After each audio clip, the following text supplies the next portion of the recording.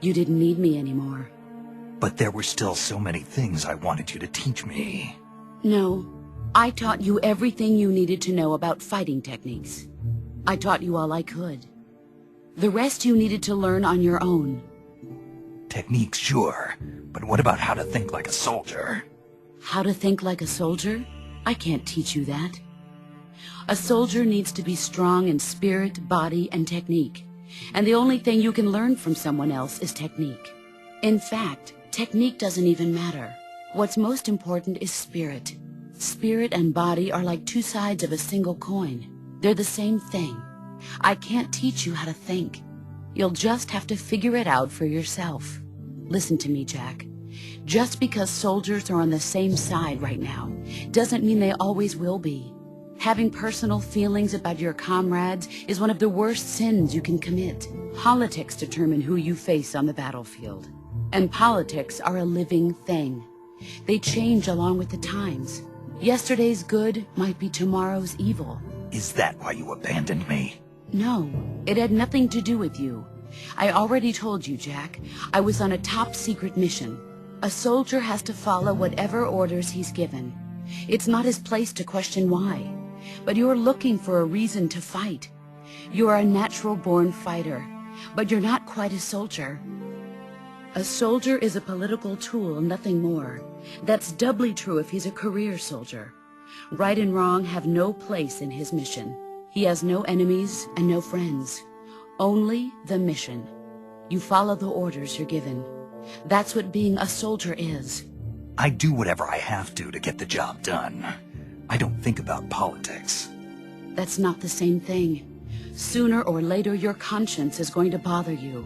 In the end, you have to choose whether you're going to live as a soldier or just another man with a gun. There's a saying in the Orient, loyalty to the end. Do you know what it means? Being patriotic. It means devoting yourself to your country. I follow the president and the top brass. I'm ready to die for them if necessary. The president and the top brass won't be there forever. Once their terms are up, others will take their place. I follow the will of the leader, no matter who's in charge. People aren't the ones who dictate the missions. Then who does? The times. People's values change over time, and so do the leaders of a country. So there's no such thing as an enemy in absolute terms. The enemies we fight are only enemies in relative terms, constantly changing with the times. As long as we have loyalty to the end, there's no point in believing in anything, even in those we love. And that's the way a soldier's supposed to think? The only thing we can believe in with absolute certainty is the mission, Jack. All right, but do me a favor. What is it? Call me Snake. Snake? Oh, right. Your code name is Snake. It suits you well. That's right. The legendary unit that the boss put together during World War II was a snake. The Cobra unit, a group of heroes that brought the war to an end and saved the world. As long as you've got a legendary hero backing you up, you'll be fine. Isn't that right, Snake? Yeah. I can't think of anyone else I'd rather have with me. Oh, and one more thing, boss. Yes? It's good to hear your voice again. Same here. After all, who knows if either of us will make it out alive? Snake, you are always best at urban warfare and infiltrating buildings. But this is the jungle. Survival is going to be key. Those CQC techniques I taught you are sure to come in handy. CQC? Close quarters combat, huh? I've been in the Green Berets for the past few years. I'm probably pretty rusty. Not to worry. I'll be here to help you remember. After all, this is your first actual survival mission. I'll be supporting you over the radio. Where are you, boss? Next to the Major? The boss is communicating with us by radio from aboard a Permit-class submarine in the Arctic Ocean. My frequency is 141.80. Call me if you need my advice on battle techniques. Gotcha. Your mission is to retrieve Dr. Sokolov. Dr. Sokolov is being held in an abandoned factory located to the north of your current position. Avoid heavy combat and don't let anyone see you. Don't forget that this is a stealth mission.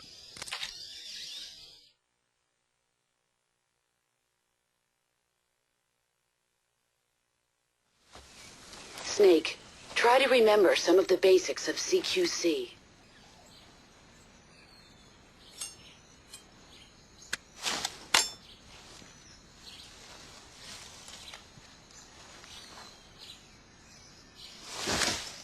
Commencing virtuous mission now.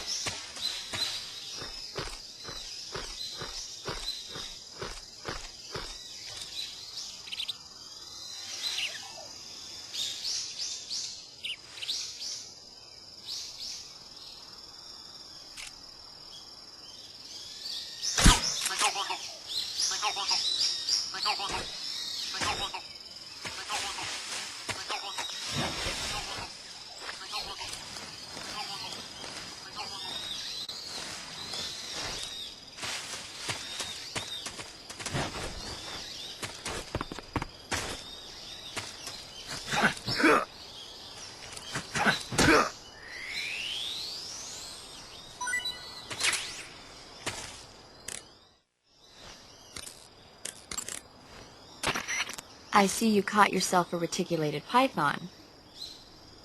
The reticulated python is said to be the longest snake in the world. The biggest ones can grow up to 10 meters in length.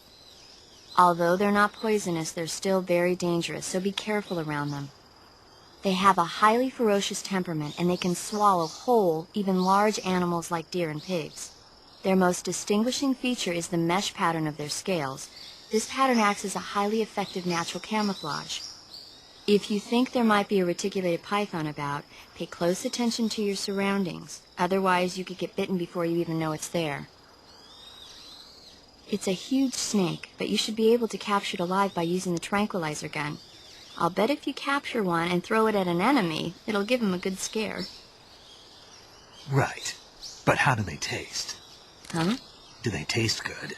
You're actually going to eat one. Why else would I be asking? Cannibal. What was that? Nothing. Let's see what the guide says. Ah, you're in luck. It says they taste pretty good. Good. I can hardly wait.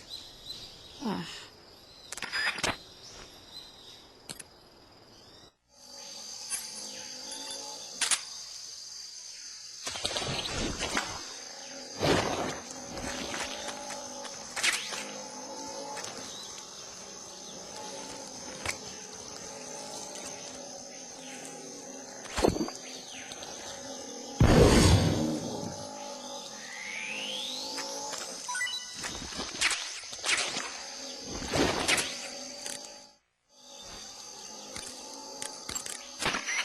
I see you've captured an Indian gavial.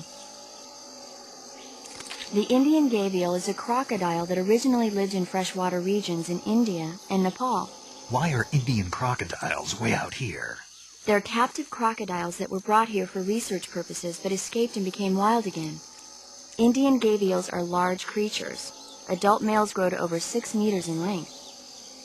You'll never catch one alive, even if you use the tranquilizer gun. Got it. So, how do they... Taste? Yes, I did look into that. You know what they always say. Tastes like chicken. Sounds delicious. But be careful when capturing an Indian gavial. Normally they're cowardly creatures, but the ones in the forest there are belligerent. Apparently they attack humans. What do you mean? They weren't the direct subject of any serious research, but some think they may have become violent as a side effect of the atomic research that was conducted nearby.